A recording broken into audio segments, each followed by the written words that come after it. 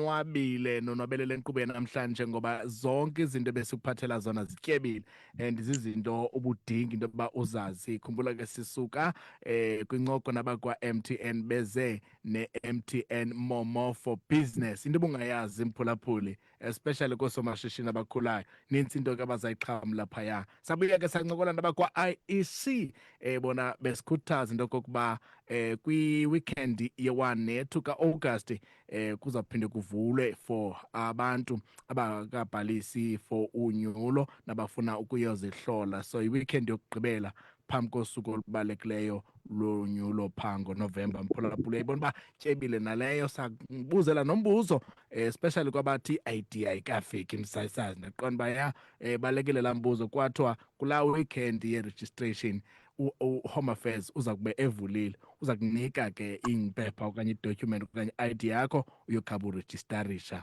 lo xa ulindile. Takwethu kunjani? Molweni tata, siphilile, kunjani kuwe? Lala, masikubulise sikwamkele enkqubeni ngenjikelanga yanamhlanje. Ngabulisa nawe abaphulaphula uthi qaba nje. Molweni baphulaphuli, ndiyazibulisela kulo mhlaba walapha ezibeleni. Igama lam ndinguKhula Sandi Mfengu. Ndiyavuya uba nani kule njikalanga yanamhlanje. Nkosi kakhulu ke mntakwethu. Uphi usekomani ndana apha ekomani? Ndisezibeleni bhuti wam, ndisezibeleni. Komani yezibele. Yeah. Hey, sinomdla omkhulu man woqala kulo mcimbi wegama man. Mabhrukwanzima ulifumene njani eligama? Eli gama tatam ayondwintsha. I think yindlela yoba abantu bakuthi kudala bebabiza abantu aba-different from apha ekuhlaleni, yabo, indlela abayiyo. So i-influence yokuqala ye-hip hop ibingaba babhuti badla ngotepisa ibhlukhwe, abaneebhlukhwe ezinkulu, yabo. So bebizwa ngelaa ndlela ke, ngoomabhrukhwanzima, ngooMyman, yabo, ngooWhatsApp, ngamatzantzanza. So me picking up eli gama, it was way to mock indlela isociety esibona ngayo xa isibona sicinga different from abanye abantu kwalapha phakathi kwayo. So ndalithanda ke lo gama, but ihambe iminyaka ndade eli gama ndali-embreyisa ngohlobo loba irepresenta i-struggle sabantu abangootata. So based on ii-writings zam is either le bhrukhwe ubhityela kuyo okanye utyebela kuyo, isindwa imali. So indlela endibhala ngayo i-based on ezo zinto, and based ke ngoku from influencer with indaba yeentsomi from o-AC Jordan, oomama uMhlophe, uyabo. So indaba mhlawumbi kuthethwe ngumntu osentsomini. So the name gave me freedom and that ndingabhala from my perspective as umntu ngutata, ezingumntu wesilisa owaziyo lapha ekuhlaleni. Nkosi. Right. Inoba inetwork iyakusokolisa. Umgade uMaster Steve angamane ecima idatha yakho apho afuna ungaphumeli. Masitshekishe mntakwethu. Isakhono sokwenza imibongo siqale njani and uyibone phi yonke le nto? Isakhono semibongo siqale esikolweni tatam, ndandifunda esigxishe. And then one of the class teachers zethu, uCharo Sopicho, was a jazz musician, yabo. So wayesifundisa arts and culture, yabo. So izinto ezininzi ndayiqaphela phaya indawo uba man ndingabhala. Kahle kahle umculo wona kudala ndiwuthanda. Uba mandiphuhle ke ngoku kuthiwe hayi ke ndizithanda kweli cala le-poetry, it was because of him, yabo, because u-interpreta izantuza ii-poems esikolweni nezinto ezinjalo. So yinto endiye ndayithanda leyo. But ke ngoku ndiye ndayithatha serious ke ngoku after ndimatriculated, I think I was around about 2007. Yangona ndiyithatha serious ke ngoku into yakhona ke ngoku ndimane ndizibhalela izinto zam. Okay, ndiyayazi uba mhlawumbi ubunintsi bexesha abantu xa besenza imibongo okanye bebhala babhala ngezinto ezenzekayo, but ke kohluka uba ubhala ngesiqu sakhe, ngento ayibona kwi-community okanye ngendalo. Wena ubhala ngantoni mntakwethu? Ndibhala nge-identity okokuqala, uzembreyisa i-vulnerability yoba zikhona indlela endicinga ngayo, uyabo, indlela endiyiyo, indlela abantu abandijonga ndiyiyo, i-society, izinto esizithathe mhlawumbi sacinga zinormal zabe zingekho normal.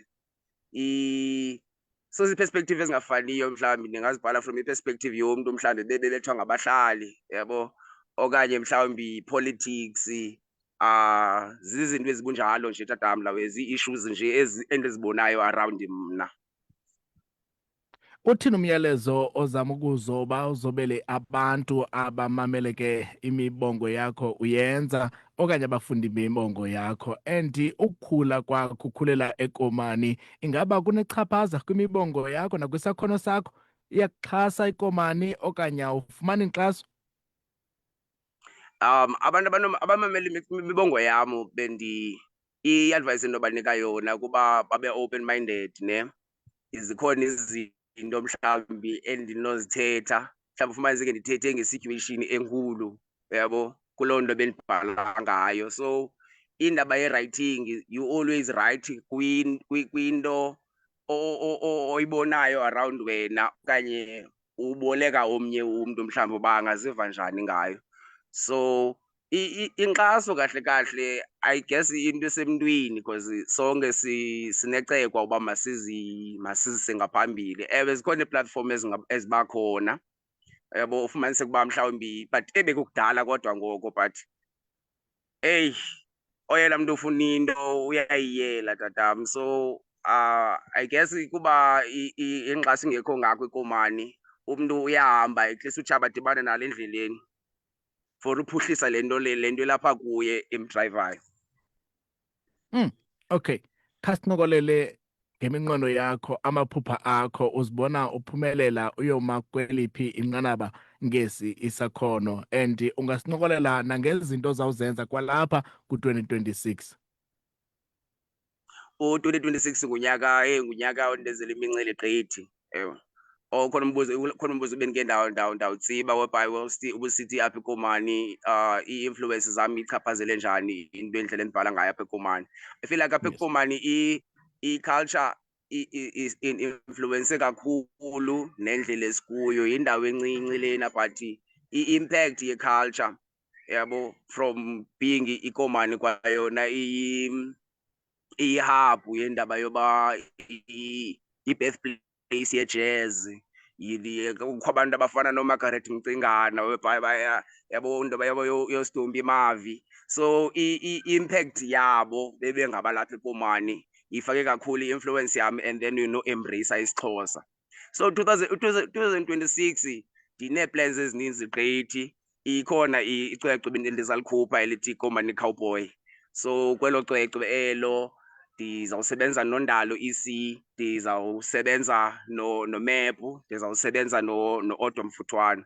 So licwecwe endicinga mhlawumbi uba lingaletikiti lam elo, like uba mandivakale kwezinye iindawo, kuba bekudala ndibantu ndibanika incasa nje, ndibanike incasa, ndike ndibatheste mhlawumbi uba bandawuni. But ngoku I feel like ingathi abantu baredi uba bangandiva, and nestance endikuso ngoku ndizibona ke ngoku ndiphumelela.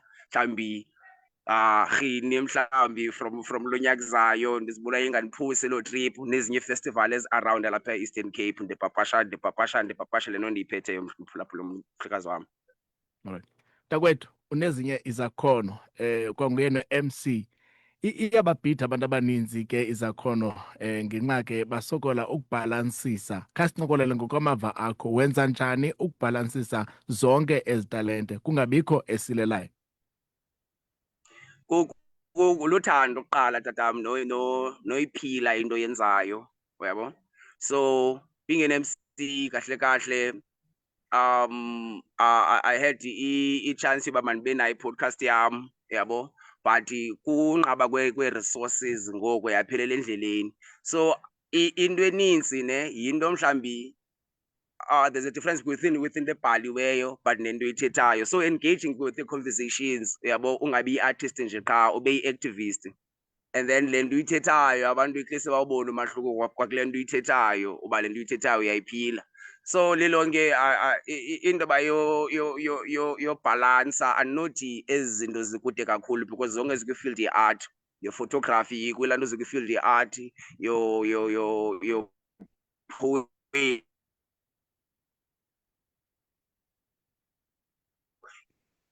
just because i-against shape lena i-accommodate abantu ngeli xesha, lena i-accommodate kwabantu kweli xesha, different age groups, different audience.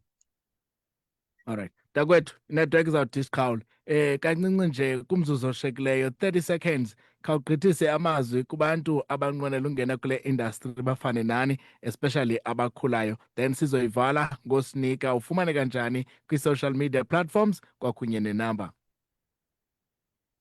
Abantu abayi-inspired mhlawumbi abafuna ubhala benobakhuthaza uba bafunde more, and then ekufundeni more babe ngabo, yabo. Umuntu makazi-embrace indlela yiyo awuba ungubani yena, angafuni ufana nomnye umntu. So i-identity, i-authenticity ifumaneka phaya ekubeni umntu azi-embrace, azijule ijacu, azingombi isifuba uba ungubani.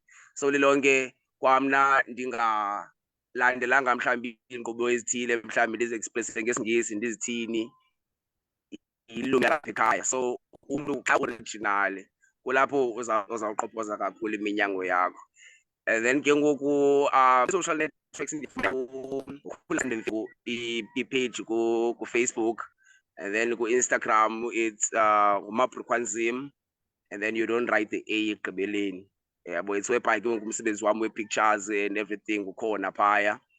Emnxebeni ke epokothweni ngafumaneka kumakhalekhukhwini ku-076 627 6024.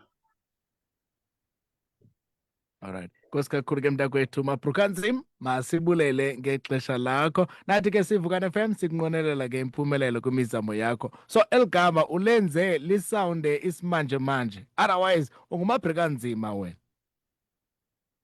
uMabrukwanzima tata, i-movement. That's why ndingambhalela A upha ekugqibeleni, because you have your capitalism, your ism, your, so it's a movement. Nabani na anganguMabrukwanzima naye. Danko, nkosi kakhulu ngexesha lakho mntakwethu. Enkosi tata, ndiyabulele. Okay, esinqola ke noMabrukwanzim, poet, MC nezinye ke izakhono upha ke ekomani ngosuku lwanamhlanje ke funa ke elithuba